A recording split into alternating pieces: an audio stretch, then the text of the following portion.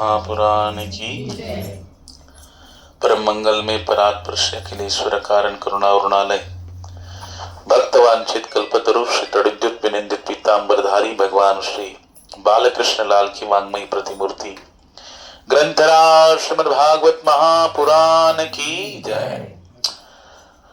और श्रीमद्भागवतम के सत्संग सत्र में उपस्थित आप सभी वैष्णवों का हार्दिक स्वागत है। तो हमने जैसे श्रीमद्भागवत के इस दिव्य कथा में द्वितीय स्कंद की पूर्णाहुति के समय ये श्रवण किया था, जहां पर चतुश्लोकी भागवत का निरूपण किया गया भगवान श्री कृष्ण के द्वारा ब्रह्मा जी को। और 4 श्लोकों में भगवान ने अपने स्वरूप का भी ज्ञान कराया, अपनी माया का भी ज्ञान कराया, किस प्रकार से भगवान इस सृष्टि की निर्मित करने के बाद भी इससे कैसे अलिप्त रहते हैं, अलग रहते हैं, इससे अछूते रहते हैं। और जो भी इस संसार में दिखाई दे रहा है उसको अगर जानने की इच्छा है भगवान के विषय में, तो जिज्ञासु व्यक्ति को एक प्रॉपर गाइडेंस के अनुसार चलना पड़ेगा, जो किसी प्रामाणिक महात्मा के निर्देशन में होना चाहिए।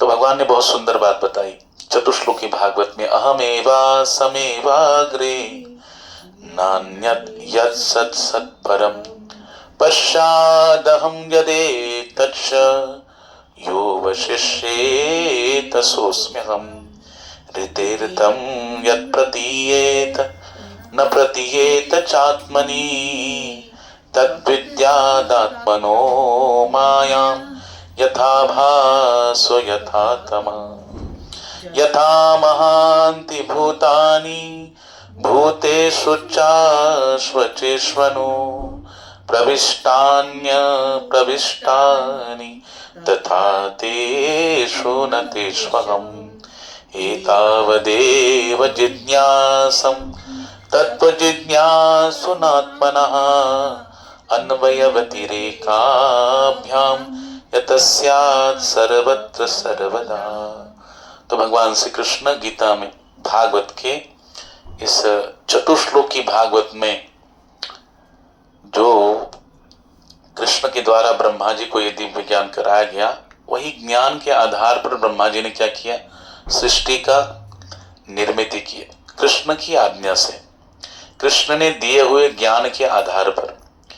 इसलिए हम लोग देखते हैं बिना श्रद्धा के कोई भी ज्ञान प्राप्त नहीं हो सकता। जैसे भगवत गीता में भगवान ने बहुत सुंदर प्रकार से बताया कि श्रद्धावान लभते ज्ञानम, श्रद्धा होने से ही हमारे पास भगवत ज्ञान की प्राप्ति होती। देखो ब्रह्मा जी का भी भगवान के ऊपर श्रद्धा है, और देखा जाए तो प्रथम जीव है ब्रह्मा जी, इस सृष्टि के प्रथम जीव है।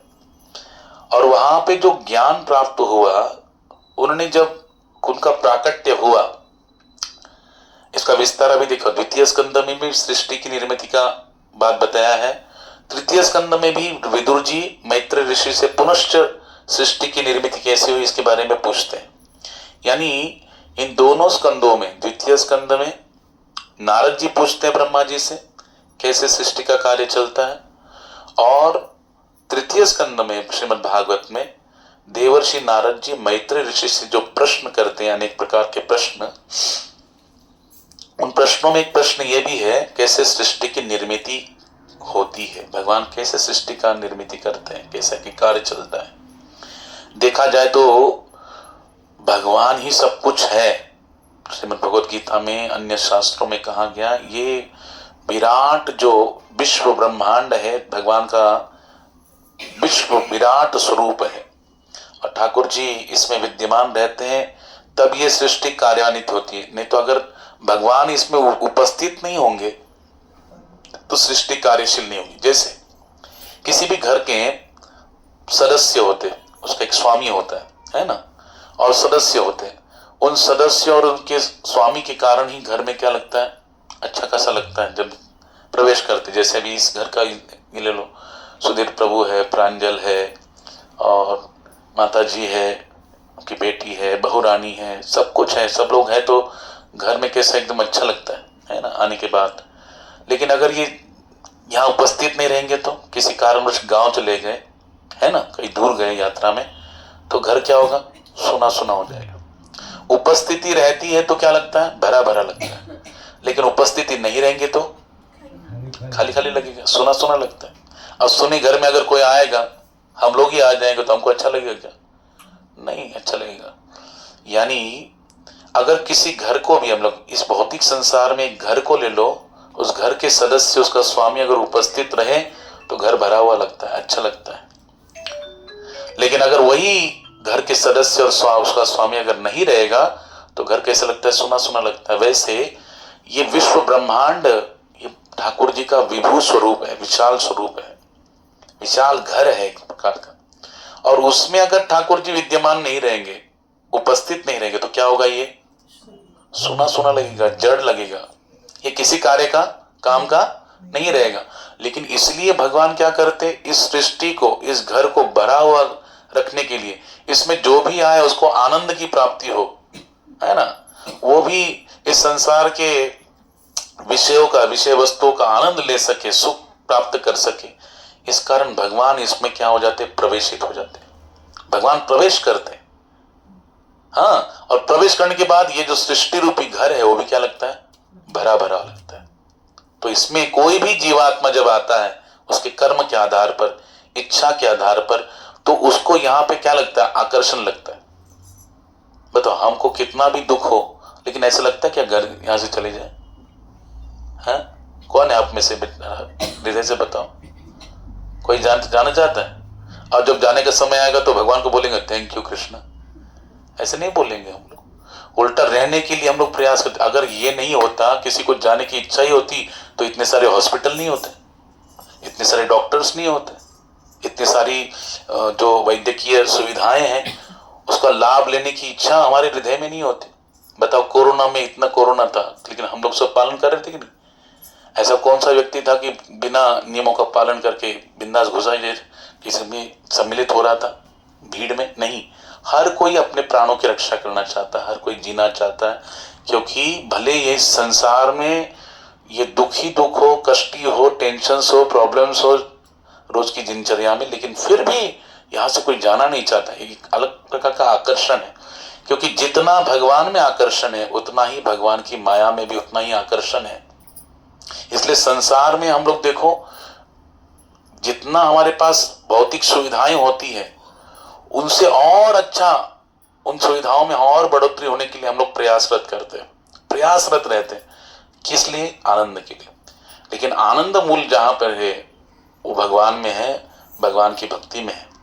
तो कहने का भाव मेरा क्या है कि भगवान इस सृष्टि में जब तक प्रवेशित नहीं होते तब तक ये सृष्टि आकर्षित नहीं है।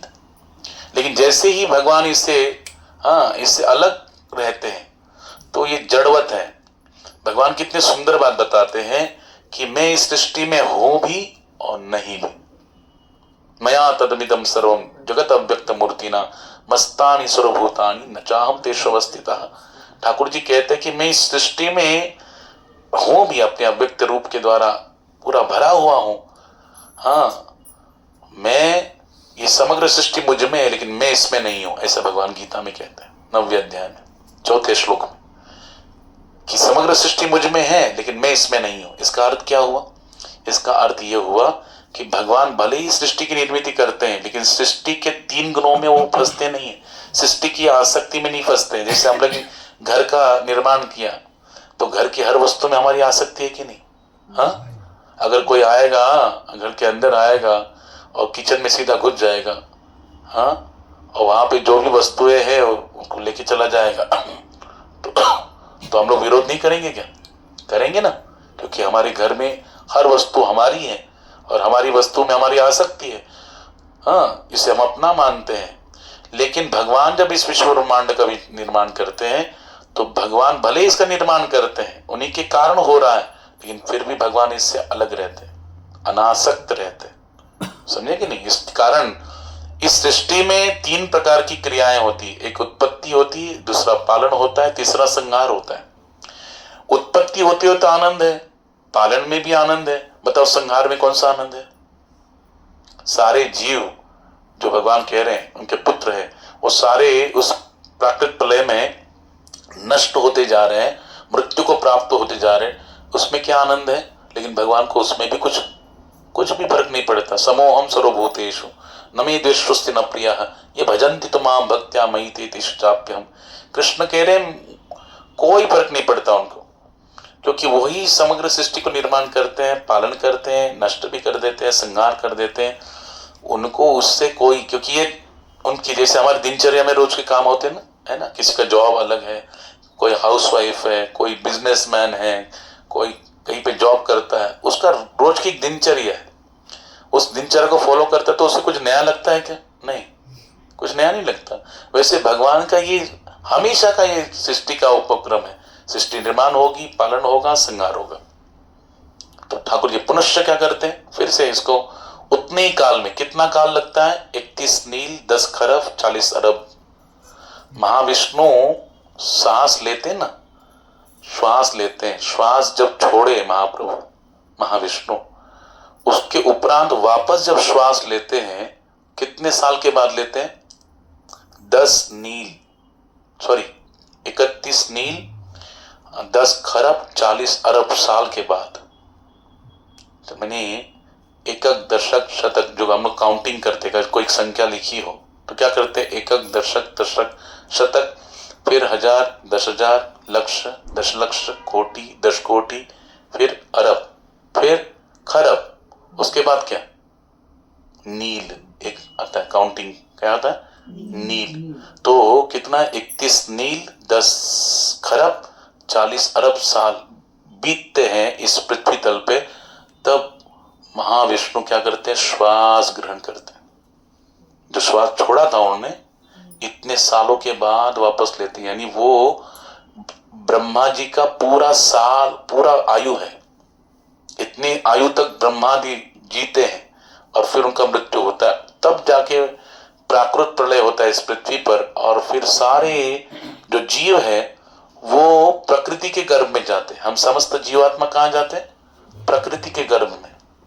और फिर अगर हम समस्त जीव प्रकृति के गर्भ में गए, जैसे अब ये सब लोग वृंदावन चले गए, तो घर क्या होगा? खाली होगा कि नहीं? क्यों? क्योंकि ये कहाँ गए? राधा रानी के नियंत्रण में गए, राधा रानी के कंट्रोल में गए, या राधा रानी की जो दायरा है, उनका क्षेत्र है, वहां पे चले गए, है ना। जैसे ये अपने इस घर को छोड़ के वृंदावन में राधा रानी के क्षेत्र में चले गए, उनके नियंत्रण में चले गए, वैसे ही जब प्राकृत प्रलय होता है, ब्रह्मा जी की आयु शेष होने के बाद जब इस पृथ्वी पर प्राकृत प्रलय होता है, तो हम सभी जीवात्मा कहाँ जाते हैं? प्रकृति के गर्भ में चले जाते हैं। फिर क्या हो गया? जब प्रकृति गर्भ में सब चले गए, जैसे ये वृंदावन चले गए तो घर खाली हो गया कि नहीं? वैसे हम भी जब प्रकृति के गर्भ में चले जाते हैं, ये सारे ब्रह्मांड जो क्या हो जाते हैं? खाली हो जाते हैं। और वो खाली ब्रह्मांड महाविष्णु के उदर में स्थित हो जाते हैं जब श्वास लेते तब। और साथ में प्रकृति के गर्भ में जो हम जीवात्मा है, वो प्रकृति भी भगवान के उदर में चली जाती है। और कितना काल के बाद भगवान श्वास छोड़ते हैं? जब श्वास फिर से छोड़ेंगे, श्वास लिया तो पूरा ले लिया ना अंदर प्रलय के समय, अभी जब श्वास छोड़ेंगे तो कितना कालावधि? ब्रह्मा जी का पूरा एक आयु बीतेगा। कितना? 31 नील 10 खरब 40 अरब साल बीतेंगे, तब महाप्रभु पुनश्च श्वास बाहर छोड़ते हैं, और फिर हम लोग जो गर्भ में हैं, फिर से बाहर आ जाते हैं हम लोग। और हमारी इच्छा और पूर्व जन्म में जो हमारे कर्म है, उसके आधार पर हमको शरीर मिलता है। ध्यान से सुनिए, इस शरीर मिलता है, और फिर शरीर में हम लोग जो हमारी स्मृति भी बनी रहती है। बताओ हमने पिछले जन्म में क्या किया, ये हमको कुछ याद है क्या? नहीं याद है।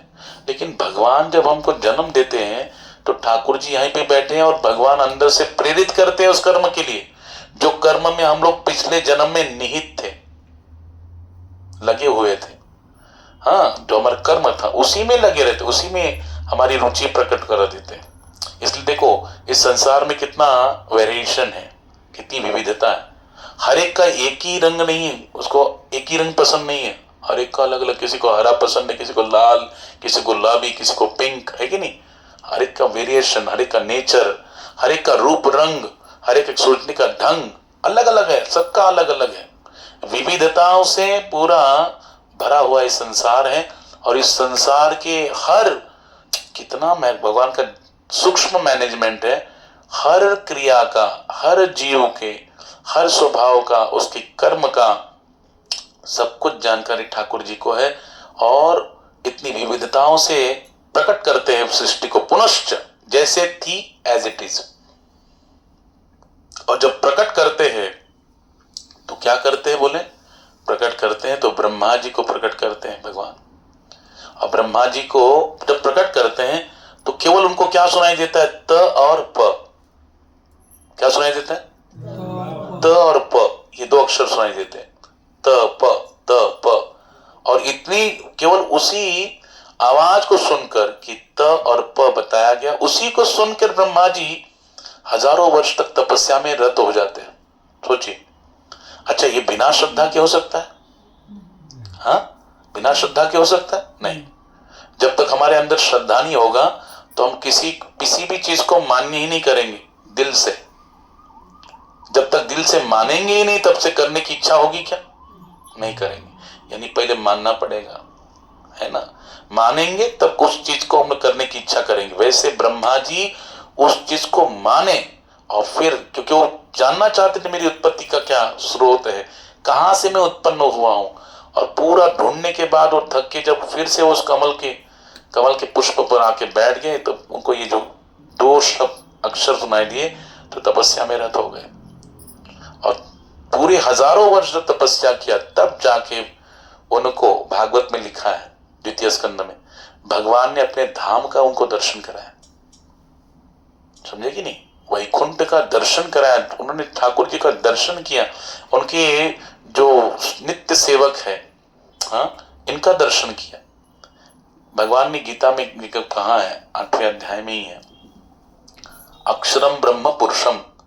दो प्रकार के पुरुष, एक क्षर पुरुष, दूसरा अक्षर पुरुष। पिछली बार मैंने बताया था क्या? ये बताया ना, क्षर पुरुष और अक्षर पुरुष। बताओ क्षर पुरुष का मतलब क्या होता है? क्षर पुरुष किसे कहते हैं? दो पुरुष हैं, क्षर और अक्षर। क्षर पुरुष का अर्थ होता है हम समस्त जीव इस संसार में फंसे हुए कि नहीं? बताओ, अपने कर्म के बंधन में बंधे हुए हैं। अच्छे बुरे जो हमने कर्म किए उन कर्म के बंधन में हम बंधे हुए कि नहीं? और फल भोग कर रहे हैं। यहाँ पे जो हमने किया है उसको सुख और दुख के रूप में भोग रहे हैं। तो ये हम लोग जो फंसे हुए जीवात्मा हैं, इसको कहते हैं क्षर पुरुष। हमें क्या कहते हैं? क्षर पुरुष। और एक होते अक्षर पुरुष, जो यहां पर नहीं है। कहां पर है? भगवान के धाम में। जो जीव यहां से मुक्त होकर कहां गए? भगवान के धाम को चले गए और वहां पे ठाकुर जी की सेवा में लगे हैं, उनको कहते हैं अक्षर पुरुष। क्या बोलते हैं? अक्षर पुरुष। अच्छा, तो ये हम क्षर पुरुष हैं, हम यहाँ फंसे हुए हैं बंधन में, और वो वहां पे मुक्तात्मा लोग जो संसार के बंधन से मुक्त होके भगवत धाम को प्राप्त हो गए, वहां पे सेवा में रत है, भगवान की प्रसन्नता के लिए सेवा कर रहे हैं। तो वो अक्षर पुरुष और हम क्षर पुरुष, हम दोनों के ऊपर और एक पुरुष है, वो है उत्तम पुरुष, वो है श्री कृष्ण। इसलिए गीता के 15वें अध्याय में भगवान कहते हैं यस्माक्षरमति तो हम अक्षरादपि चोत्तम अतोस्मि लोके वेदे च प्रतिथा पुरुषोत्तम। भगवान कहते हैं अक्षर, क्षर और अक्षर। क्षर से क्या है? भगवान परे है। एक बात ये भी बताया भगवान ने, कितना सुंदर बात। क्या कहते हैं? जो क्षर पुरुष है, हम लोग फंसे हुए जीव, इनसे परे ठाकुर जी है नहीं। हाँ, हमसे परे हैं ठाकुर जी। बताओ, भगवान इस संसार को निर्माण करने के बाद भी क्या है? परे है, इससे परे है। हाँ, इसलिए भगवान ने कहा त्रैगुण्य विषया वेदा निस्त्रिगुण्य भोजन। परे क्यों है? क्योंकि भगवान निर्मित करते हैं किसकी? माया की। और माया, जैसे बताया ना चतुश्लोकी भागवत में, तीर्थम यत् प्रतीयेत न प्रतीयेत चात्मनि तद्विद्यादात्मनो मायाम यथा भासो यथा तम। ये भगवान की माया है, उनके जैसे आकर्षणकारी है। और कैसे कार्य करती है? 3 गुणों के द्वारा। माया इस समग्र संसार को कैसे चलती? सृष्टि स्थिति प्रलय साधन शक्ति रेखा। छाएव यस्य भुवनानि विभर्ति दुर्गा, इच्छानुरूपमपि यस्य च चेष्टते सा, गोविंदमादि पुरुषम तमहम भजामि। बताओ, भगवान स्वयं जो माया को प्रकट करते हैं उसका कार्य कैसे है? ब्रह्मा जी ब्रह्म सीता वर्णन करे, सृष्टि स्थिति प्रलय साधन शक्ति रेखा। भगवान की छाया स्वरूपा है, भगवान की छाया स्वरूप है माया, समझे कि नहीं? और वो माया जो है सृष्टि की प्राकट्य, पालन, संहार, ये तीनों कार्य करती, ये तीनों कार्य करती। इसलिए भगवान को माता कहा गया, भगवान को पिता कहा गया। क्यों? भगवान ऐसी माता है जो बालक जन्म लेने जैसे लेता है ना, तुरंत मां के गर्भ वयोधर्म में क्या करते हैं? दुग्ध निर्माण कर देते, करते कि नहीं करते? वो कैसे होता है ये मां भी नहीं जान पाती। किसान खेत में बीज बोता है, लेकिन वो कैसे फसल में परिवर्तित होता है, अंकुरित होकर कैसे फसल में परिवर्तित होता है। बीज एक लगाया, लेकिन अनेक, जो वो एक ही बीज से अनेक धान, अनेक अनाज, धान के बीज प्रकट हो जाते हैं।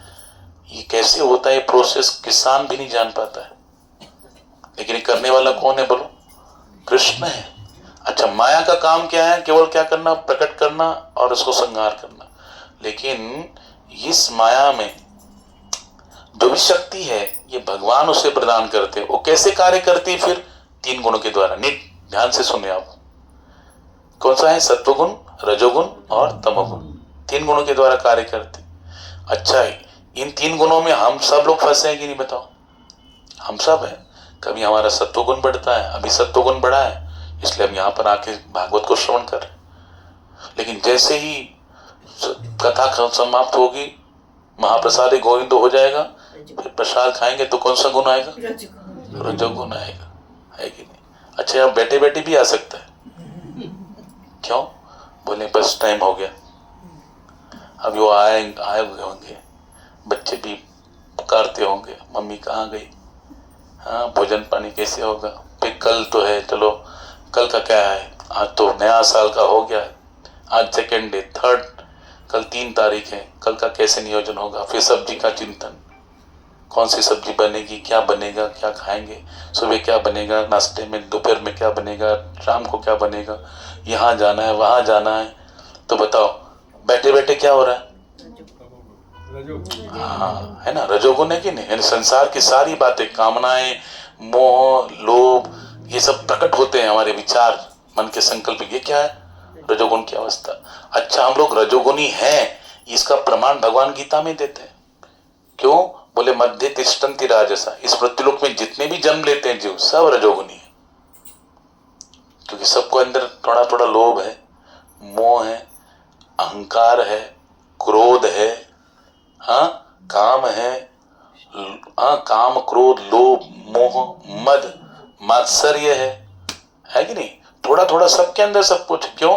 क्योंकि ये गुण है, रजोगुण। और ये क्या करता है? हमको यहाँ पे अटका के रखता है। ये माया का क्या अस्त्र है, ध्यान से सुनिए, मैं क्यों बता रहा हूं। जैसे ये 3 गुणों के द्वारा माया क्या करती है? इस संसार में जीव को अटका के रखती है। तो भगवान कह रहे हैं इससे परे मैं हूं। हाँ, इसलिए हमको क्षर पुरुष कहा जाता है, हमको क्षर पुरुष कहा जाता है, बंधे हुए जीव कहा जाता है।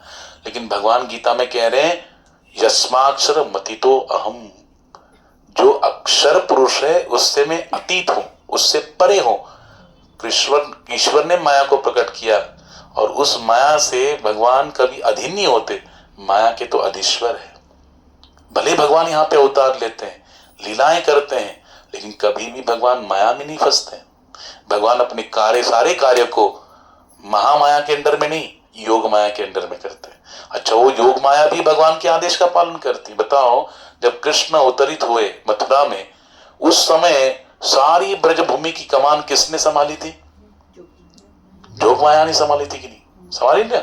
इसलिए देखो, उन्होंने जैसे सर पे ले लिया ठाकुर जी को, हाथ की हथकड़ी खुल गई, पांव की बेड़ी खुल गई, द्वार खुल गए, सैनिक भी सो गए, यमुना जी ने रास्ता दे दिया, और वो नंद महाराज के घर में पहुंच गए, वहां की कन्या उठाई, यहां तक लिखे किसी को कानो कान खबर नहीं। बताओ, कैसे हुआ? क्योंकि भगवान जो भी लीलाएं करते हैं वो अपनी योग माया के अंडर में करते हैं, उनके उनके नियंत्रण में होते हैं, उनके द्वारा वो सिद्ध होता है कार्य। और वही योग माया जब कृष्ण अवतरित होते हैं, जब लीलाएं करते, चलो अवतरित हुए तभी ये कर दिया, जब लीलाएं कर रहे तभी कौन से रूप में आती है? पूर्णमासी देवी। कौन सी देवी? हाँ, जो पूर्णमासी देवी है ब्रज में भूमि में, वो कौन है? साक्षात योग माया है। और वही सब अरेंज करती है राधा कृष्ण की लीलाएं कहाँ होंगी, कैसे होगी, सब सब सब सारी लीलाएं। तो भगवान उनको ऑर्डर करते हैं, वो ऑर्डर देखिए यहाँ पर लीलाएं संपन्न करती है योगे योग माया। लेकिन जो कृष्ण को भूलकर संसार के आकर्षण में फंसते, तब योग माया नहीं कार्य करती, तब महामाया कार्य करती। कौन सी माया? महामाया, जो यहाँ पे अटका के रखती है। योग माया तो हमें कृष्ण की तरफ लेके जाती है, महामाया नहीं। महामाया आकर्षण में फंसाती है। तो कृष्ण कह रहे हैं जो यहाँ फंसे हैं उनसे मैं परे हूं, और मुझे प्राप्त करने के लिए भी क्या करना पड़ेगा? इस माया से परे जाना पड़ेगा। इसलिए कृष्ण ने 7वें अध्याय में मार्ग बताया। क्या बता रहे? दैवी हेषा गुणमयी मम माया दुरत्या मामे वही प्रपद्यन्ते माया मेतान तरन्ति ते। केवल मेरी शरण में आने के बाद मेरा भजन करोगे, हरे कृष्ण कृष्ण कृष्ण हरे हरे, हरे राम राम राम, तो तभी पार हो जाओगे। अच्छा, इसके लिए भी क्या चाहिए? श्रद्धा चाहिए। महाप्रभु चैतन्य चरितामृत में वर्णन करते हैं कि श्रद्धा का मूल क्या? श्रद्धा मतलब क्या? श्रद्धा का अर्थ क्या? तो कहते हैं श्रद्धा का अर्थ होता है ये पूर्ण विश्वास कि श्री कृष्ण की सेवा करने से मुझे सारे सिद्धियां प्राप्त हो जाएंगी, मेरा जीवन सिद्ध हो जाएगा, मेरे हर कार्य सफल हो जाएंगे, जीवन सार्थक हो जाएगा। ये पूर्ण विश्वास जिसके अंदर है कि कृष्ण की सेवा करने से मेरा जीवन क्या हो जाएगा? सार्थक हो जाएगा, मुझे सिद्धियां प्राप्त होगी, सुखमय जीवन होगा, आनंद प्राप्त होगा। ये जिसके अंदर पूर्ण विश्वास है भगवान के प्रति, और ये भी विश्वास है कि जो ये ज्ञान बताया जा रहा है ये मेरे लिए कल्याणकारी है, और ये केवल कार्य कृष्ण ही कर सकते हैं और कोई नहीं कर सकता। ये जिसके अंदर पूर्ण विश्वास हो उसे कहते हैं श्रद्धा। हाँ, और ऐसी श्रद्धा से युक्त होकर जब वो कार्य करता है तब जाके उसे यश प्राप्त होता है, उसका जीवन सार्थक होता है। इसलिए कैसा उसका विश्वास होता है? ऐसा विश्वास होता है कि यथा तरोर मूल निषेचनेन तृप्यन्ति तस्कंद भुजोपशाखा प्राणोपहाराच यथेन्द्रियाणाम तथैव सर्वार हणमच्युतेज्य। भागवतम के 4 स्कंद के 31वें अध्याय में ये वर्णन किया गया। क्या कहते हैं कि जैसे वृक्ष के जड़ में पानी देने से सारा वृक्ष पल्लवित होता है, जैसे पेट में अन्न देने से सारा शरीर में शक्ति प्राप्त होती है, वैसे ही अच्युत भगवान श्री कृष्ण की सेवा करने से, उनको प्रसन्न करने से सभी जीव जितने भी है, देवता हो, समस्त मनुष्य हो, जो भी जीव है, वो सब हम पर प्रसन्न हो जाते हैं।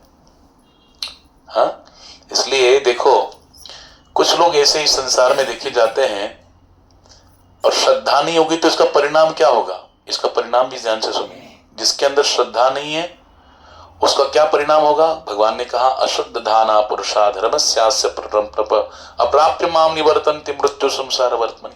बताइए ब्रह्मा जी को कृष्ण क्यों मिले? यहाँ पे वर्णन है ना, ब्रह्मा जी को कृष्ण क्यों मिले? वो कृष्ण ने उनको ज्ञान क्यों दिया चतुश्लोकी भागवत का? इसका कारण एक में हो, क्योंकि उनके अंदर भगवान के प्रति क्या है? श्रद्धा है। तभी तो हजारों वर्ष तपस्या किया। हम यहाँ 2 घंटा माला नहीं कर पाते। हाँ, डेली 16 माला करना है तो हमको नाम चिंतन नहीं कर पाते, तो हजारों वर्ष तपस्या कौन करेगा? उसी में लगे रह के 24 घंटा वही करना है, और ऐसे हजारों वर्ष कौन तपस्या करेगा बिना श्रद्धा के, बिना विश्वास के? इसलिए वहां पे ब्रह्मा जी जब तप कर रहे हैं, उस तप के पीछे उनका भक्ति भावना, श्रद्धा भावना, ये महत्वपूर्ण है। अगर किसी के अंदर में श्रद्धा है, ध्यान से सुनो, भगवान के प्रति हमारे हृदय में श्रद्धा है, विश्वास है, तो इसका अगर ये विश्वास होने के बाद, श्रद्धा होने के बाद, अगर हमको शास्त्र के विषय में इतना ज्ञान नहीं है, समझो इतना वैदिक ज्ञान नहीं है, शास्त्र का ज्ञान नहीं, लेकिन फिर भी अगर हम कृष्ण की सेवा में लगे रहते, ये श्रद्धा और विश्वास हमारे अंदर है, तो हमारा भगवान क्या करेंगे, मृत्यु से हमको बचा लेंगे।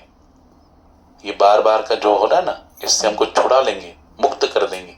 लेकिन अगर कोई वेदों में परंगत है, उसको सब कुछ ज्ञान है, 4 वेद, 6 शास्त्र, 18 पुराण, सबका उसे ज्ञान है, लेकिन अगर भगवान में श्रद्धा नहीं है तो उसका परिणाम क्या होगा? वैदिक ज्ञान कम है, शास्त्र का ज्ञान कम है, लेकिन भगवान की पूरा श्रद्धा है, तो वो भगवान उसको मुक्त करा देते हैं। लेकिन अगर किसी में नहीं है, लेकिन शास्त्र का ज्ञान बड़ा है, वेदों का बड़ा प्रकांड पंडित है, लेकिन कृष्ण के लिए श्रद्धा नहीं है, प्रेम नहीं है, विश्वास नहीं है, तो उसका परिणाम क्या होगा? बोले वो कितना भी बड़ा वैदिक ज्ञान में पारंगत क्यों ना हो, लेकिन बिना श्रद्धा के अभाव में क्या होता है, वो नीचे गिर जाता है। भगवान कहते मृत्यु संसार वर्तमान, उसका पतन हो जाता है, उसे बार बार आना पड़ेगा। जैसे वाल्मीकि रामायण में उदाहरण आ गया है अयोध्या कांड में कि 2 भाई, कौन? रावण और कुंभकर्ण, है ना। एक का नाम क्या है? रावण, दूसरे का नाम क्या है? कुंभकर्ण। रावण और कुंभकर्ण ये दोनों भी भाई है, और इन दोनों ने क्या किया? भगवान कृष्ण के प्रति श्रद्धा नहीं है, और अपने बल के ऊपर, अपनी तपस्या के बल के ऊपर वो मृत्यु से बचना चाहते हैं, मृत्यु पर अपना अधिकार जमाना चाहते हैं, उसको कंट्रोल करना चाहते हैं। लेकिन उनका प्रयास कैसे असफल हुआ? तो कहते उन दोनों भाइयों ने क्या किया? 10,000 साल तपस्या किया। रावण ने भी 10,000 साल तपस्या किया, कुंभकर्ण ने भी 10,000 साल तपस्या किया। अच्छा, रावण ने कैसे तपस्या किया? रावण ने 10,000 साल तपस्या जब किया, तो उस समय कहते हैं उसने 10,000 साल तपस्या किया, तभी उपवास भी किया। कितना? 10,000 ईयर्स उपवास करते हुए तपस्या किया। और हर साल वो जब तपस्या हर साल पूर्ण होता था ना, 1,000 साल पूरा होने के बाद वो क्या करता था? अपना एक मस्तक काटकर अग्नि में आहुति देता था। 10,000 साल तपस्या किया उपवास करते हुए। जब 1,000 साल पूरा होता था, प्रत्येक 1,000 साल के बाद वो अपना मस्तक काट के अग्नि में आहुति देता था। ऐसे करते करते करते करते उसने 9,000 साल क्या किया? तपस्या करके अपने 9 मस्तक अग्नि में आहुति दे दिए। जब 10,000वां साल प्रकट हुआ, अब ये और अंतिम जो मस्तक है उसका काट कर अग्नि में आहुति देने वाला है, उसी समय ब्रह्मा जी प्रकट हो गए। और ब्रह्मा जी बोले, अरे ऐसा इतना घोर, इतना कठोर तपस्या आज तक किसी ने नहीं किया, मैं बहुत प्रसन्न हूं, बोलो वरदान मांगो। बोले अमर कर दो। क्या वर मांगा? मुझे अमर कर दो। बोला नहीं नहीं, तुम्हें अमर नहीं कर सकता, और मांगो कुछ। तो बोला कि बंदर और मनुष्य के अतिरिक्त मुझे किसी से मृत्यु न प्राप्त हो। 2 जनों का नाम लिया, बंदर और मनुष्य के अतिरिक्त, इनको छोड़कर अन्य किसी भी देवता से मुझे मृत्यु प्राप्त नहीं होनी चाहिए। तो उन्होंने कहा तथास्तु। अच्छा देखो, इतना करने के बाद भी उसने कितना दिमाग लड़ाया? 10,000 साल तपस्या किया, अपने 9 मस्तकों को आहुति दे दिया। हाँ, और क्या बोला, क्या मांगा? बंदर और मनुष्य के अतिरिक्त कोई भी जीव मुझसे मार सकता, लेकिन बंदर और मनुष्य नहीं मार सकता। तो बताओ, वहां पे जैसे उन्होंने मांगा तो ब्रह्मा जी के द्वारा तथास्तु कहा गया। कोई भी अन्य देवता उनको मार नहीं सकता था, केवल बंदर और मनुष्य ही मार सकता था। तो भगवान ने कैसे लीला किया? जैसे हिरण्यकश्यप को मारने के लिए भगवान ने क्या किया था? नरसिंह लिया था, और सारा उन्होंने जो दिया था उनको आशीर्वाद। हाँ, ना ऊपर मरेगा, ना नीचे मरेगा, ना घर में मरेगा, ना घर के बाहर मरेगा, ना अस्त्र से मरेगा, ना शस्त्र से मरेगा, 12 महीने में किसी महीने में नहीं मरेगा। हाँ, तो भगवान ने सारे उसको क्या किया? वरदानों को पूरा करते हुए उसको मारा। बताओ, पुरुषोत्तम मास में, अधिक मास में ही मारा भगवान ने, क्योंकि 12 महीने में अलग आता है ना। अभी पुरुषोत्तम मास आएगा, कभी आएगा? मई महीने में, मई में पुरुषोत्तम मास है इस बार। तो उस समय भगवान ने उसका वध किया। तो भगवान कितने विद्वान है, कितने चतुर है, और सारे वरदानों को पूरा करते हुए उसे मारा। वैसे ही रावण को भी अभी वरदान क्या है? बोले बंदर और मनुष्य के अतिरिक्त अन्य किसी से द्वारा मेरी मृत्यु न हो। और उन्हीं बंदर और मनुष्य के द्वारा क्या हुआ, भगवान ने मनुष्य रूप धारण करके उसका वध कर दिया। अच्छा, कुंभकर्ण ने कैसे किया? यानी वो मृत्यु से बचा पाया कि अपने आप को, कहने का भाव ये है वो इतना वेदों में पारंगत था, इतना कठोर तपस्या किया जो आज तक किसी ने नहीं किया। बताओ, अंतिम उसका मस्तक भी काट के देने के लिए तैयार है। हमारा तो एक ही सर है कि नहीं? हमारा तो एक ही मस्तक है, उसके तो 10 मस्तक थे, वो भी देने के लिए तैयार था। कैसा कठोर साधन रावण ने किया। उसके भाई कुंभकर्ण ने क्या किया? उसने भी 10,000 साल तपस्या किया। कैसे तपस्या किया? वाल्मीकि रामायण में वर्णन करते हैं कि वो 3 ऋतु है। देखो, 6 ऋतु आपको मालूम है कौन से? कौन बताएगा? वर्षा ऋतु, दूसरा ग्रीष्म ऋतु, वसंत ऋतु, फिर शरद ऋतु, फिर हेमंत ऋतु और फिर शिशिर ऋतु। हो गया ना 6? वर्षा, ग्रीष्म ऋतु और शिशिर ऋतु, शरद ऋतु और क्या, वसंत ऋतु और हेमंत ऋतु। ये 6 ऋतु होते। तो ऐसे 4-4 महीनों की क्या होते बताओ? ठंडी होती है, गर्मी होती है, बरसात होती है। तो ये भैया कैसे करते थे? बोले जब उष्णता आती थी, गर्मी की समय आता था, तो ये 5 पंच अग्नि का सेवन करते थे। कुंभकर्ण कैसा? बोले धूप में ही बैठ जाता था, कड़ी धूप में, एकदम जब सूर्य माथे पे आ जाए तभी बैठा है, एकदम बिना आसन के कड़ी धूप में बैठा है। नीचे भी पूरा धरती तपा हुआ है, ऊपर से सूर्य का तपन, नीचे धरती का तपन। इसको एक अग्नि हो गई, ये एक अग्नि। और बाकी आगे अग्नि, पीछे अग्नि, ये साइड अग्नि, लेफ्ट साइड, राइट साइड अग्नि प्रज्वलित करके उसके बीच में बैठ के तपस्या करता था, कभी गर्मी के दिनों में। अच्छा, जब बरसात का दिन आता था तो बरसात आती है ना, गर्मी के बाद क्या आती है? बरसात। तो बरसात में कैसे करता था तपस्या? बोले वैसे ही खुले आसमान के नीचे बैठता था, वर्षा में भीगता था, पूरा बरसात से भीग रहा है फिर भी वहीं पे तपस्या कर रहा है, भीग कर पूरा तपस्या करता था। और जैसे बरसात के बाद क्या आता है? जाड़ा आता है, ठंडी का मौसम आता है। तो जैसे ठंडी का मौसम आता था, ये ठंडे जल के अंदर, नदी का जो ठंडा जल है उसमें प्रवेशित हो जाता था, नदी के जल में जाकर प्रवेश होकर वहां पे तपस्या करता था। बताओ, अभी आप हमको जहां बताए, घर में ही हम लोग नहीं कर पाते, घर में नल का पानी के नीचे हम बैठ नहीं पाते हैं, इतना ठंडा होता है। हाँ, तो कैसा बैठता होगा नदी पात्र में? वो भी तपस्या कर रहा है। और कितने साल? 10,000 साल तपस्या किया, लेकिन क्या वो अपने आप को मृत्यु से बचा पाया? राम जी ने उसका वध कर दिया कि नहीं? वध बचा नहीं पाया। बताओ, इतना बड़ा तपस्वी होने के बाद भी नहीं बचा पाया। क्यों?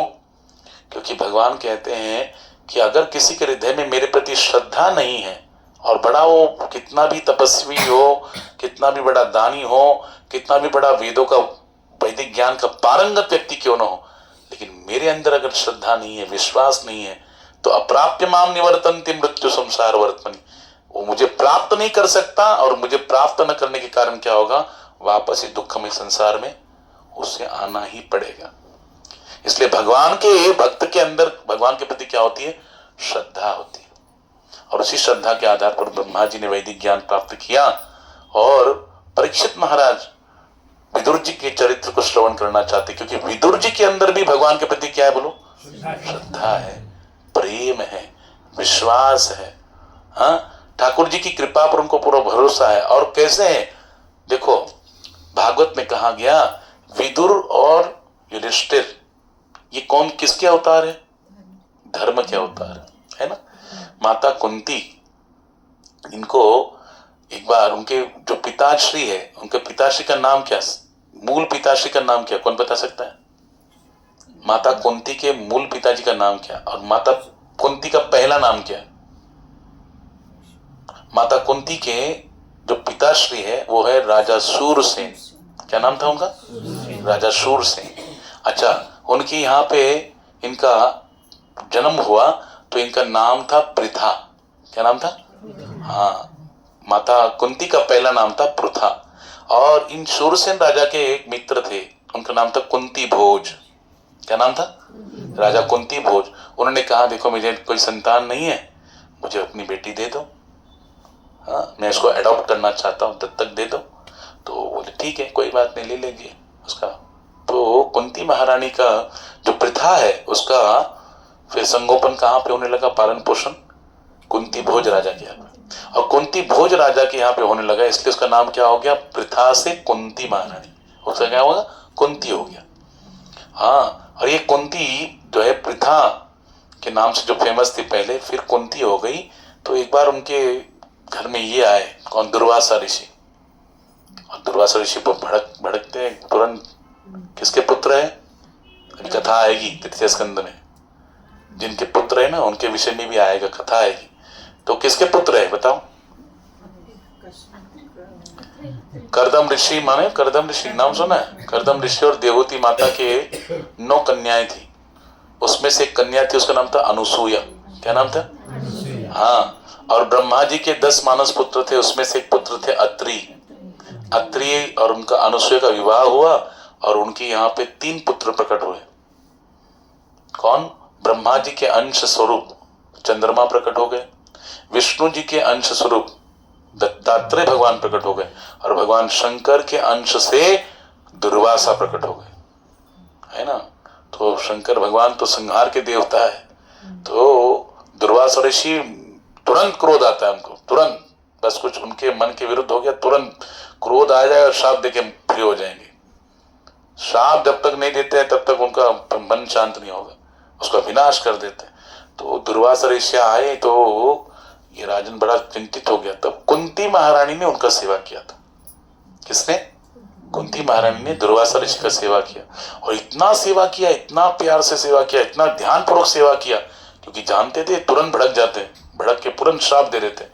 तो इतना ध्यानपूर्वक सेवा किया, उसने अपना रात का निद्रा भी कम कर दिया, खाना पीना सब एकदम कंट्रोल में कर दिया, ताकि इनके कोई भी आदेश कभी भी आ सकता है और करना पड़ेगा पालन।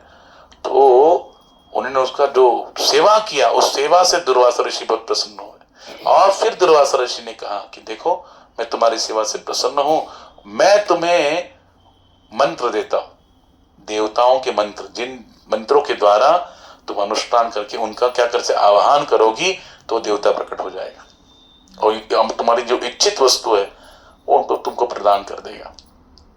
तो बताओ कैसा अरेंजमेंट है भगवान का, आप जरा सोचो।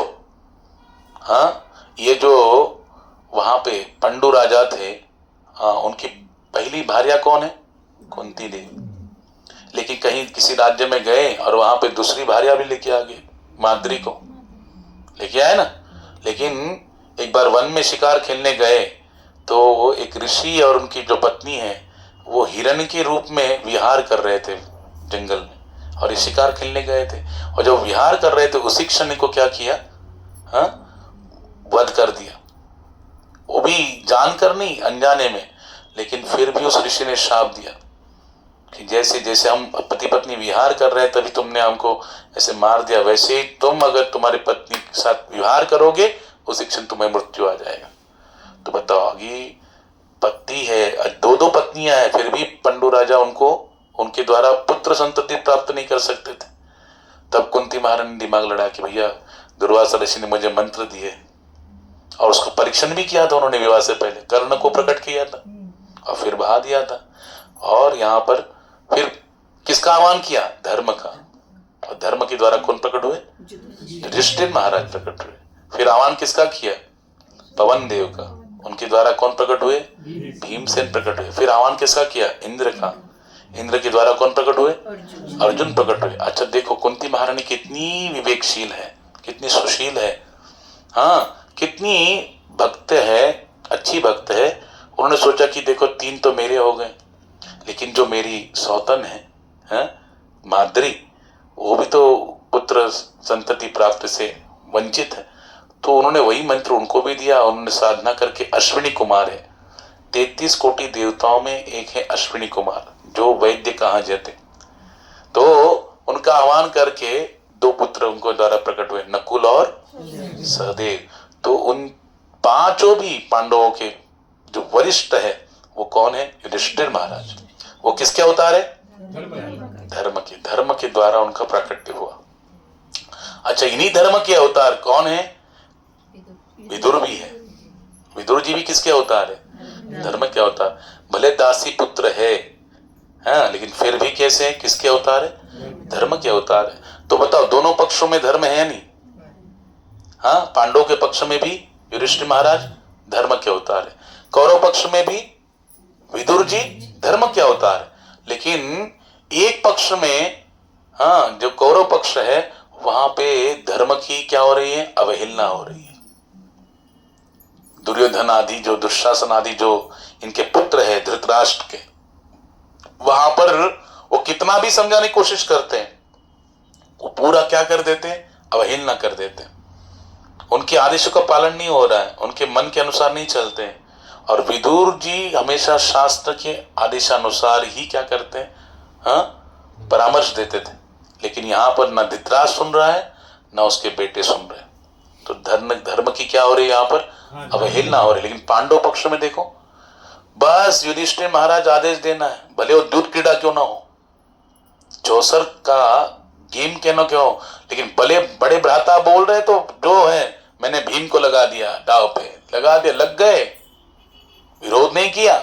मैंने अर्जुन को लगा दिया, मैंने नकुल को लगा दिया, सहदेव को लगा दिया, अपना पूरा राज्य आधा दे दिया उन्होंने, कुछ नहीं बोले, ये लोग कुछ भी नहीं बोले। यहां तक कि अपनी भार्या को लगा दिया। बताओ, फिर भी क्या उनके सामने अपने बड़े भ्राता का जो मान सम्मान है, आदर है, वो खत्म हो गया क्या? हाँ, 12 साल का वनवास किसकी वजह से मिला? युधिष्ठिर महाराज की मूर्खता के कारण, है ना।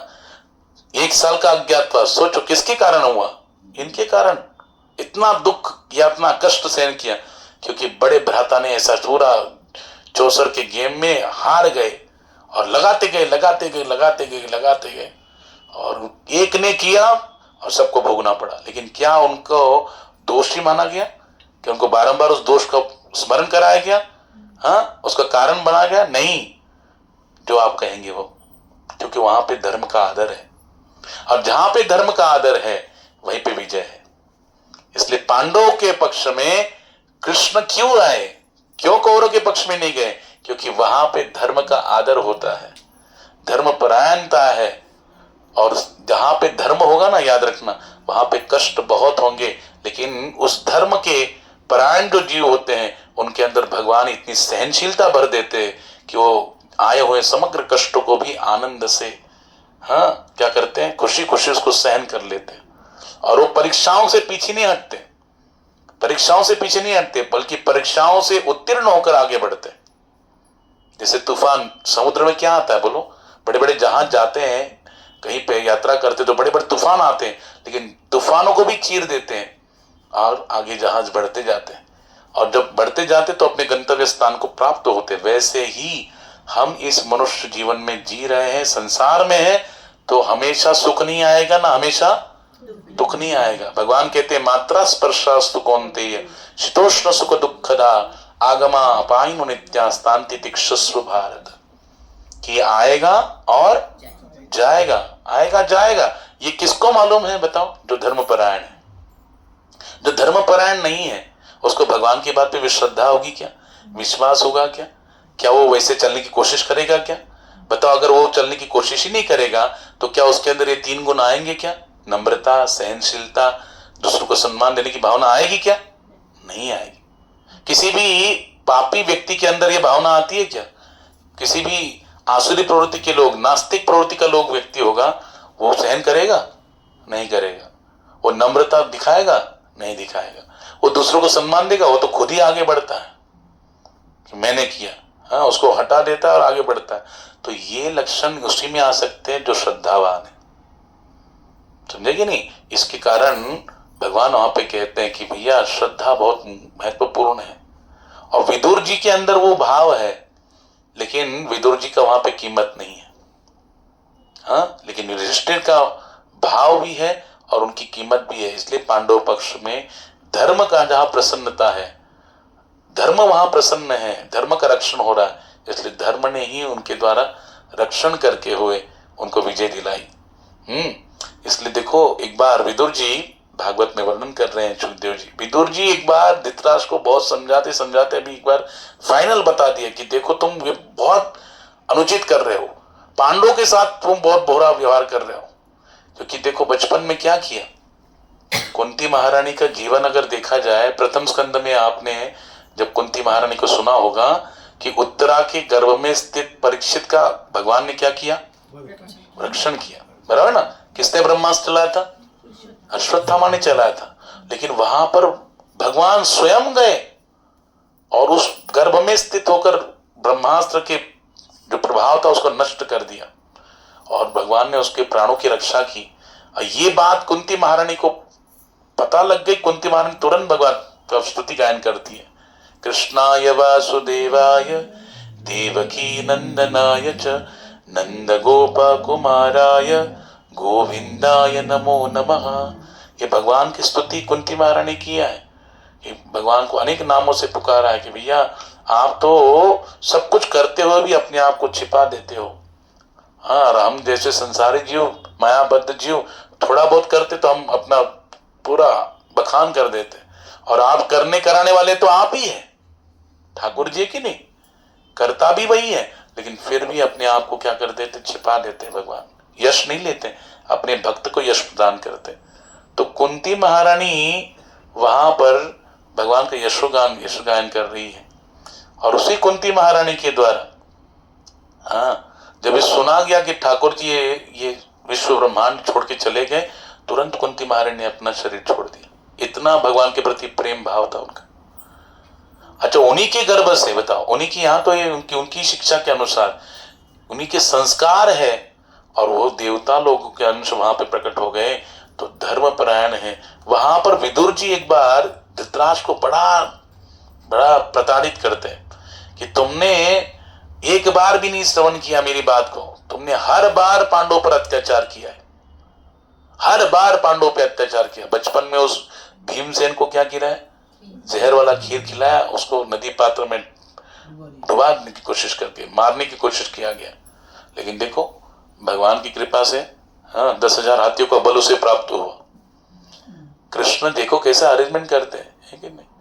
वहां पे मरना चाहिए था भीम तो, लेकिन वहां नागलोक में गया तो वहां पे लगे तुरंत उन्होंने क्या किया, उसका जहर उतार कर उसको फिर से 10,000 हाथी का बल प्रदान करके वापस दे दिया। भगवान ने बचाया। लाक्षागृह में पूरा अरेंजमेंट किया था कुंती महारानी के साथ 5 पांडवों को जला के मारने का, लेकिन वहां विदुर जी ने सहायता किया। क्या किया, विदुर जी ने सहायता किया और विदुर जी के द्वारा रक्षित होकर सुरंग से बाहर निकल गए, अपने प्राणों की रक्षा की। अच्छा चलो, ये वनवास के टाइम में भी कितना उनको कष्ट देने की कोशिश किया, लेकिन भगवान हमेशा उनकी सहायता के लिए खड़े रह गए। अज्ञातवास में भी सोचो, वहां पे थे ना विराट राजा की नगरी में, जो उत्तरा है उसके पिताजी की नगरी में थे वो। और अर्जुन को देखो भगवान का कैसा अरेंजमेंट। आप जरा, मैं क्या बताना चाहता हूं जरा ध्यान से सुनिए। आगे होने वाली घटनाएं हमको मालूम है क्या, हमारे भविष्य में क्या होने वाले हमको नहीं मालूम है। बताओ, अर्जुन को शाप लगा जब अर्जुन वहां गया, धन का बोलते, धन का संचय नहीं, जितनी भी आयुध है, जितने भी अस्त्र शस्त्र है, उसके संचय करने के लिए स्वर्ग में गया था। लेकिन वहां पर उर्वशी का जब उसको दर्शन हुआ, उर्वशी ने उसका सुंदरता देखा, उसका शौर्य देखा, पराक्रम का बखान सुना, तो मोहित हो गई। लेकिन वहां पे अर्जुन वहां पर क्या कहता, नहीं, माता के पुकारता है उर्वशी को, और उर्वशी वहां पे श्राप देती कि तुम मेरा अपमान कर रहे हो, मैं तुम्हें अपने लिए मांग रही हूं, मैं तुम पर मोहित हो गई हूं और मैं तुमसे संबंध स्थापित करना चाहती हूँ, वहां पे तुम मना कर रहे हो, मेरे हृदय को आघात किया, जाओ शाप दे दिया, तुम्हें एक नपुंसक रहना पड़ेगा, नपुंसक बन जाओ। और बताओ 1 वर्ष तक नपुंसक बने रहे, ये शाप वहां मिला, लेकिन वही शाप काम आया कि नहीं। अज्ञातवास में अगर वो नपुंसक नहीं रहते तो तुरंत अर्जुन को पहचाना जाता, और अर्जुन पहचाने जाते तो तुरंत उनको वापस 12 साल वनवास। तो ये सब अरेंजमेंट किसने किए, है ना। क्या अर्जुन ने बोला मेरे लिए अरेंजमेंट करो, है ऐसा नहीं, भगवान करते हैं। हम केवल क्या करना है, हमको भगवान पे पूरा श्रद्धा रखना है, विश्वास रखना है, उनकी भक्ति करते रहना है, सेवा करते रहना है। तो भगवान सब कुछ अपना अरेंजमेंट कर देते हैं। जैसे एक बालक का माता पिता पूरा भार उठाकर उसके जीवन का सारा अरेंजमेंट को कर लेते हैं। हाँ, बचपन से ही जैसे पैदा हो गया तुरंत LIC डाल देते, चलो सुकन्या योजना। कौन सी योजना? सुकन्या। कन्या आ गई तो सुकन्या योजना हुई, इसको पैसा डालते रहे। और बेटे का लिए LIC, कुछ ना, हम प्लानिंग करते रहते माता पिता। वैसे छोटो सोचिए आप कि संसार के माता पिता इतना करते तो हमारे ठाकुर जी कितने बड़े। पितामह से जगतो माता धाता पितामह वैद्यम पवित्र ओंकार अटिकसाम युजरे वच। भगवान तो पिता भी है, माता भी है, पितामह भी है, पालन करता है। हर चीज भगवान पे अंदर में है, लेकिन उसका अनुभव केवल उसी को होता है। जैसे प्रभुपाद जी बहुत सुंदर बताते हैं कि विद्रोही पुत्र होता है किसी पिता का, वो तो सबको एक जैसा व्यवहार करते हैं, वो विद्रोही भी हो लेकिन उसका भी पालन पोषण करते ही है। लेकिन जो उनकी आज्ञा का पालन करता है वो उनका बड़ा प्रिय होता है। वैसे ही भगवान ने कहा, ना मैं किसी से द्वेष करता हूं, ना मैं किसी को प्रेम करता हूं, मैं सबको समान दृष्टि से व्यवहार करता हूं। लेकिन ये भजन्ति तुमाम भक्त्या मयि ते तिष्ठाप्यहम्, जो मेरा भजन करता है, हरे कृष्ण कृष्ण कृष्ण हरे हरे, हरे राम राम राम, वो मेरे हृदय में रहता है, मैं उसके हृदय में निवास करता हूँ, वो मेरा मित्र है। भगवान स्वीकार कर रहे गीता में। अच्छा, तो विदुर जी क्या है बताओ? भगवान के भक्त है, शुद्ध भक्त है विदुर जी। और वहां पे विदुर जी ने धृतराष्ट्र को इतना प्रताड़ित किया कि तुमने हर षड्यंत्र में दुर्योधन के साथ दिया है, इसलिए तुम बराबर के हकदार हो, उसके पाप के भागीदारी आप भी हो। और मैं कह रहा हूं ये कितना कुल घातकी है, पूरे कुल का विनाश कर देगा। मेरी बात मानो तो इसको तुरंत घर से निकाल दो, राज्य से बेदखल कर दो। और ये कुछ ने सुना, दुर्योधन सुन रहा है। जैसे सुना कि मेरे विरुद्ध मेरे पिता के कान भर रहा है, फिर इतना प्रताड़ित किया, इतना गुस्सा किया दुर्योधन ने। हमारे टुकड़ों पे पलने वाले आज हमको ही सुना रहे हमारे विरुद्ध, हमारे पिता के कान भर रहे, तो निकल जाओ यहां से। इतना दुर्योधन सुना रहा है, फिर भी धृतराष्ट्र महाराज शांत है। तो विदुर जी ने, जैसे कोई चावल पकाते हैं माता जी लोग, तो क्या पूरा चावल पूरा चेक करते क्या? हर दाने को चेक करते, पका कि नहीं पका, ऐसे नहीं करना। बस एक दाना उठाया तो क्या होता है, पता लग जाता है कि पक गया। वैसे ही विदुर जी ने सोचा कि इतना सब कुछ दुर्योधन सुना रहा है मुझे, और धृतराष्ट्र महाराज एकदम शांत है, तो बस तुरंत संकेत तक, ऐसा नहीं कि वे पूछा कि तुम क्यों शांत रह गए, तुम बोल सकते थे, है ना। उनको कोई आसक्त नहीं थे, अनासक्त थे। तो उन्हें पहचान लिया कि ये कुछ नहीं बोल रहे हैं, मतलब ये भी यही चाहते हैं, तुरंत छोड़ के चले गए। भागवत में लिखा है कि विदुर जी ने अपना जो धनुष और बाण है वो द्वार पे छोड़ दिया, द्वार पे ही छोड़ के निकल गए तीर्थ यात्रा भ्रमण करने के लिए। और ये संकेत दिया, इसके द्वारा क्या संकेत दिया कि भैया ऐसा मत सोचना कि मैं तुम्हारे यहां से निकल रहा हूं और पांडवों के पक्ष में जाके सम्मिलित हो जाऊंगा। नहीं, ना मैं तुम्हारे पक्ष की तरफ हूं, ना पांडव पक्ष के साथ, मैं तो न्यूट्रल बन के निकल रहा हूं तीर्थ यात्रा भ्रमण करने के लिए, मैं किसी का साथ नहीं दे रहा हूं। और कहते भागवत में वर्णन कर सुखदेव जी, जैसे ही विदुर जी वहां से निकल गए तो जितना भी कौरव पक्ष का, कौरव का आज तक का जो पुण्य था वो सारा का सारा पुण्य नष्ट हो गया। विदुर जी के जाते ही सारा कौरव का पुण्य क्या हो गया, नष्ट हो, सारे कौरव पक्ष पुण्यहीन हो गए। जैसे रामायण में रावण ने विभीषण के बात को स्वीकार नहीं किया, उन्होंने कहा था कि आप आदर पूर्वक माता जानकी को, रघुनाथ जी को सौंप दीजिए और उनके चरणों में नतमस्तक होकर क्षमा याचना मांग लीजिए। रघुनाथ जी इतने उदार है, बस आप जैसे शरण में आके माफी मांग लेंगे वो आपके सारे अपराधों को क्षमा कर देंगे। इतना बोलते ही भड़क गया वो और उनको लात मार के निकल दी, बोल जाओ वहीं पे पक्ष में जाओ, उनके पक्ष में जाओ। शत्रु पक्ष का गुणगान करता है। और जैसे विभीषण जी गए, कहते हैं रामायण में वर्णन करते हैं रामचरितमानस ग्रंथ में गोस्वामी तुलसीदास जी, विदुर जी गए तो कौरव पक्ष का पूरा पुण्य लेके चले गए, पुण्यहीन हो गए कौरव पक्ष। वैसे ही रामायण में विभीषण जी जैसे चले गए, सारे जितने भी निशाचर है लंका के सब आयुहीन हो गए। क्या हो गए? आयुहीन हो गए, उनकी आयु ही कम हो गई। आयुहीन हो गए। हाँ, इसलिए आज विदुर जी चले गए सब पुण्यहीन, और लंका में विभीषण जी गए तो सारे आयुहीन हो गए। आज विदुर जी जा रहे हैं, भ्रमण करते करते करते करते, तीर्थ यात्रा भ्रमण करते करते वृंदावन के यमुना किनारे उनका भेंट हुआ। किससे? उद्धव जी से। और उद्धव जी से भेंट हुआ तो दोनों भी महात्मा हैं, दोनों भी क्या है? भगवान के भक्त है। और दोनों जब मिलते हैं, वैष्णव और वैष्णव दूसरे वैष्णव को मिलते हैं, हाँ, तो हम लोग क्या करते हैं बोलो? पहले प्रणाम करते हैं। वांछा कल्पतरुभ्यश्च कृपा सिंधुभ्यैव च पतितानां पावनेभ्यो वैष्णवेभ्यो नमो नमः। कहते हैं, शास्त्र में बताया गया, आचार्य वर्णन करते हैं कि किसी भी वैष्णव को देखने के बाद पहला काम क्या करना है? हमको प्रणाम करना है। पहला कार्य हमको करना है, हमको देखते ही क्या करना है? प्रणाम करना है। यहां तक कि श्रील प्रभुपाद जी कहते हैं, अगर कोई भगवान को नहीं मानता है, ऐसा भी कोई साधु अगर दिखाई दे, हाँ, जो भगवान के साकार स्वरूप को नहीं मानते हैं, लेकिन अगर वो दिखाई भी दे तो उसको क्या करना चाहिए? पहला काम प्रणाम करना चाहिए। क्योंकि चतुर्थ आश्रम ही है, 4 आश्रम है ना, ब्रह्मचर्य, गृहस्थ, वानप्रस्थ और सन्यास। तो ब्रह्मचर्य से हाँ डायरेक्ट कोई वानप्रस्थ जा सकता है और सन्यास धारण कर सकता है, या फिर कोई ऐसी व्यवस्था किया गया हमारे शास्त्र में, ब्रह्मचर्य 25 वर्ष, उसके बाद गृहस्थ 50 तरफ, फिर 50 से 75 वानप्रस्थ अवस्था, फिर 75 से 100 तक सन्यास आश्रम।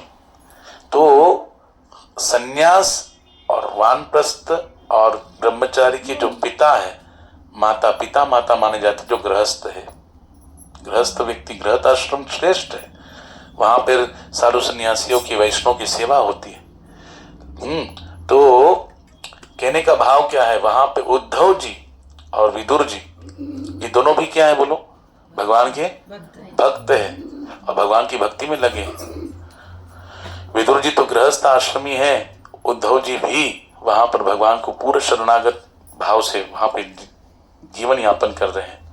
और विदुर जी ने जाकर फिर प्रश्न किया, देखो आप मिले हुए हैं, एक दूसरे को मिले, प्रणाम किया, तो पहला कार्य हमको क्या करना है? प्रणाम करना है वैष्णव को। फिर आलिंगन हुआ, फिर बातचीत प्रारंभ हुई। विदुर जी ने प्रश्न करना प्रारंभ किया कि बताओ, मैं तो चला गया था, बताइए महाभारत के युद्ध में कौन जीता, किसका पक्ष जीता, हाँ, कौन हार गया, और बताइए ठाकुर जी कैसे हैं, समस्त यदुवंशी कैसे हैं, द्वारका में सब कुशल मंगल तो है ना। हाँ, सब कुछ पूछने लगे, उनको पता ही नहीं कि क्या हो गया सब। और फिर उद्धव जी कहते, क्या बात कर रहे हैं, महाभारत का युद्ध हुआ, बहुत घनघोर युद्ध हुआ, सारे कौरव मारे गए, पांडव पक्ष विजयी हुआ, और कृष्ण भी अपनी द्वारिका को छोड़कर अंतर्धान हो गए, भगवान अपनी लीला संपन्न करके वैकुंठ चले गए। तो वहां पर उद्धव जी जैसे कृष्ण का नाम लिए, कृष्ण का चिंतन में चले गए, भगवान के विरह में उनकी समाधि लग गई, भगवान का चिंतन करते करते विरह में, और समाधि लग गई। तो फिर जगाया विदुर जी ने, उनको होश में आए तो बोले, देखो कैसा हमारा दुर्भाग्य है, ठाकुर जी स्वयं इस यदुवंश में अवतरित हुए, साक्षात भगवान अवतरित हुए, लेकिन जब तक वो थे हम किसी को उनकी कीमत पता नहीं लगी, और जैसे चले गए आज हम उनके विरह में रो रहे हैं। कहने लगे, उद्धव जी ने एक बहुत सुंदर उदाहरण दिया, आप देखेंगे भागवतम के 8वें स्कंद में समुद्र मंथन की कथा आती है, और उसी समुद्र मंथन में 14 रत्न निकले थे, उसमें से एक रत्न है चंद्रमा। क्या नाम है? चंद्रमा, समुद्र से प्रकट हुए। तो जैसे समुद्र में थे तब तक वो सारी मछलियां जो क्या मानती थी, चमकीली मछली जैसा,